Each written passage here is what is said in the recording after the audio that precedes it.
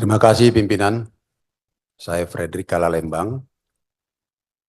Eh, Pertama-tama saya sampaikan terima kasih kepada Bu Menteri dan selamat kepada pejabat baru Pak Irjen Alex Sabar yang sudah bisa membackup karena memang kita tahu bahwa Komdigi ini harus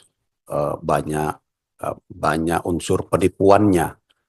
Ya, jadi banyak serangan-serangan sehingga harus betul-betul di backup. Kemudian saya juga pada kesempatan ini menyampaikan terima kasih kepada Bu Menteri melalui Bakti Bu Indah yang beberapa waktu lalu pada saat reses eh, kami mendapatkan 450 titik untuk WiFi gratis. Dan saya menindaklanjuti itu karena memang di titik itu eh, vendor yang memasang juga mungkin asal-asalan, ada yang tidak bisa connect, ada yang mati, sehingga kami juga membentuk tim untuk mengecek terus dan menginformasikan kepada Bakti. Jadi sekali lagi terima kasih Bu Menteri. Kemudian kami juga mengapresiasi dengan pembatasan medsos untuk batas usia dan masalah judol. Nah, kemudian yang terakhir bahwa tadi teman-teman di depan saya ini memberitahu, saya juga kaget, memberitahu kalau ada situs, ada aplikasi dari WhatsApp, tapi saya tidak buka, benar, karena itu pancingan, ya. Jadi Bu Amel, bukan. Maksud saya begini, itu bukan. Maksud saya jangan sampai nanti ada yang WA kita menyusul bahwa ada daftar-daftar nama penonton dan itu menjadi pemerasan. Nah, ada satu modus penipuan dan pemerasan yang beberapa kali saya sampaikan bahwa mereka menggunakan video call. Jadi begitu lawan bicaranya mengangkat, penipu ini atau pemeras ini langsung telanjang bulat, kemudian mereka merekam, dan disitulah mereka memeras lawannya. Dan itu tidak sedikit korbannya, ini pemerasan.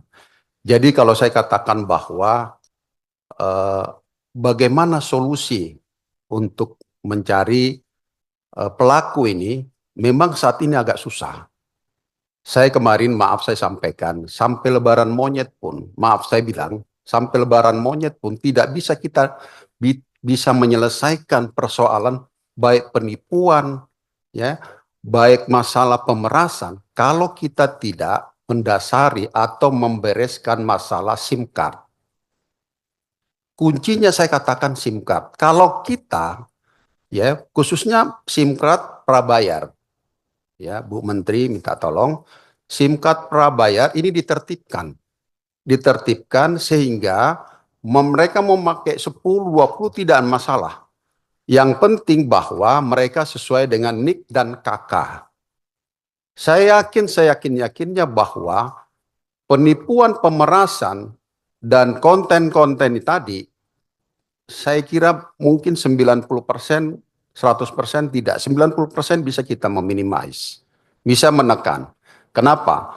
Orang ya, mau buat email harus pakai SIM card. Orang mau buat uh, uh, Facebook harus menggunakan SIM card. Kita mau buat e-wallet, OVO, semua menggunakan SIM card. Karena di situ nanti dia akan verifikasi. Selesai verifikasi, SIM card-nya dia buang. WA-nya melengket. Begitu kita cek posisi, sudah blank.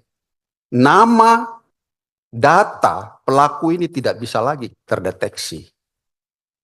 Nah, saya tidak tahu kalau ini provider bagaimana, karena provider ini ya kita saja mungkin satu orang bisa sampai 10 SIM card. Berjuta-juta provider mengeluarkan SIM card. Tentunya ini bisnis. Tapi kalau tadi mungkin bisnis dengan pemotongan anggaran, ya mungkin agak kontras. Tetapi saya katakan kalau kita mau menghilangkan, ya ini tugasnya Pak Sabar nanti membantu teman-teman di Komdigi, ya bagaimana caranya mendeteksi. Jadi saya katakan, karena kita juga sudah membuat panja judol. Kemarin saya sampaikan bahwa apapun yang kita lakukan, kalau SIM card bodong masih ada, semua pasti tersasar semua. Tapi kalau ini nanti 2016 ya ada Capman itu membatasi, ya kemudian yang sudah terlanjur dimintakan untuk meregistrasi, kalau tidak diblok. Nah, saya kira ini bisa dilanjutkan, ada perubahan di 2021, Capman itu, mudah-mudahan ini bisa ditertibkan, Bu. Saya kira kalau ini sudah ditertibkan, tidak ada lagi kita mengatakan ada penipuan, ada pemerasan, ya. Dan mudah-mudahan dengan selesainya RDP hari ini, saya kira kita, Bu Menteri dan para staf sudah bisa merumuskan, bisa membatasi khususnya untuk registrasi masalah SIM card prabayar. Saya kira itu, terima kasih. Wassalamualaikum warahmatullahi wabarakatuh.